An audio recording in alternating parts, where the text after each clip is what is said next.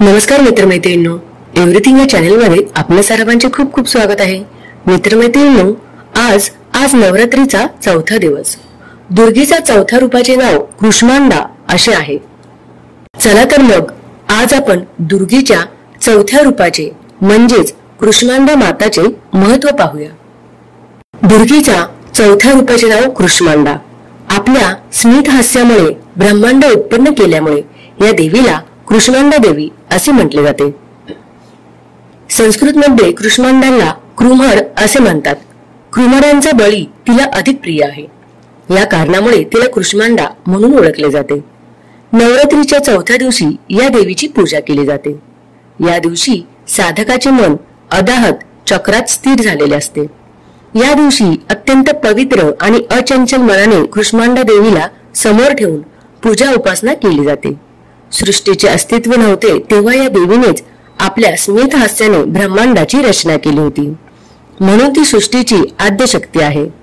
या देवीचे निवासस्थान सूर्यमंडळात आहे. तिथे निवास करण्याची शक्ती केवळ या देवीमध्येच आहे. तिचे शरीर सूर्याप्रमाणे देदीप्यमान आहे. तिचे तेज आणि प्रकाशामुळे 10 दिशा उजळून निघतात. ब्रह्मांडात असलेल्या सर्व वस्तू आणि प्राण्यांमधील तेज केवळ या देवीच्या कृपेमुळे आहे. देवीच्या 8 भुजा आहेत. ही देवी अष्टभुजा या नावाने देखील प्रसिद्ध आहे.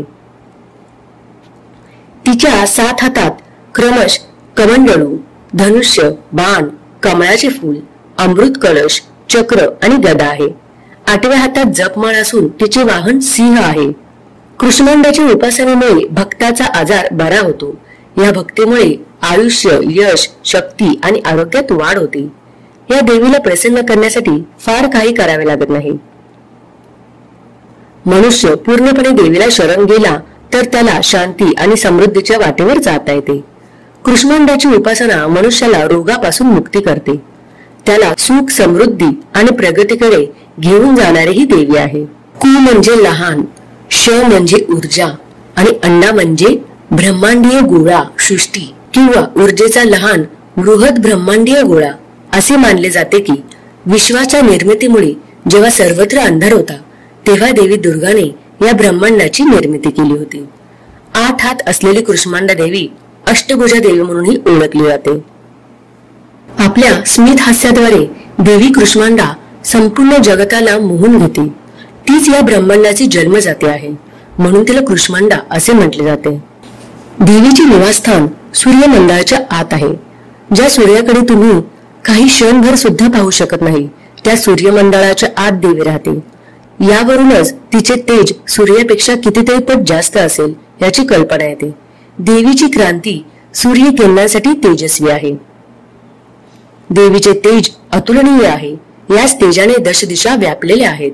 ब्रह्मांडातले सर्व जीव देवीच्या तेजाने प्रभावित आणि प्रकाशित झाले आहेत.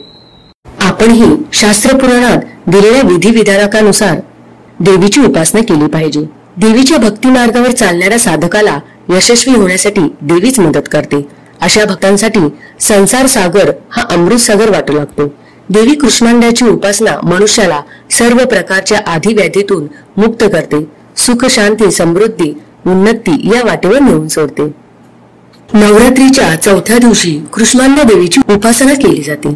या दिवशी साधकाचे मन अनाहत चक्रात स्थिरावते.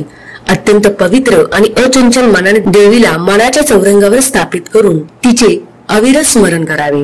या देवीच्या उपासनेमुळे भक्ताचे दुःख नाहीसे होते, आजार दूर होतात. जर कोणी मनुष्य निष्पाप मनाने देवीला शरण गेला तर त्याला देवीची कृपादृष्टी प्राप्त होते. तसेच मनोत्तर सहज स्वरूपात पद्मपदाची प्राप्ती होते असा विश्वास आहे. सकाळी लवकर उठून नित्यकर्म आटोपल्यानंतर दुर्गा देवीच्या कृष्मांडा स्वरूपाचे पूजनाचा संकल्प करावा. यथाशक्ती आपल्याला पद्धती परंपरानुसार देवीचे पूजन करावे. देवीचे पूजन करताना लाल रंगाचे फुले, जास्वंद किंवा गुलाबाचे फूल आवर्जून वाहावे. यानंतर धूप, दीप नैवेद्य दाखवावा. देवीचे पूजन करताना हिरव्या रंगाचे वस्त्र परिधान करणे शुभ मानले जाते. कृष्मांडा देवीला पांढऱ्या रंगाचा मिठाईचा नैवेद्य दाखवावा. यामध्ये दही, साखर, फुटाणा असल्यास उत्तम असे सांगितले जाते. तर मित्रमैत्रिणींनो, अशा प्रकारे नवरात्रीमधील हा चौथा दिवस म्हणजे कृष्मांडा देवीचा. या देवीने पूर्ण ब्रह्मांड निर्माण केले आहे. तर मित्रांनो, कसा वाटला तुम्हाला हा व्हिडिओ? हा जर व्हिडिओ तुम्हाला आवडला असेल तर जास्तीत जास्त लाईक आणि शेअर करा आणि अशीच विविध प्रकारची व्हिडिओ पाहण्यासाठी आमच्या चॅनलला लाईक आणि सबस्क्राईब करा आणि बेल आयकॉनला प्रेस करा. धन्यवाद.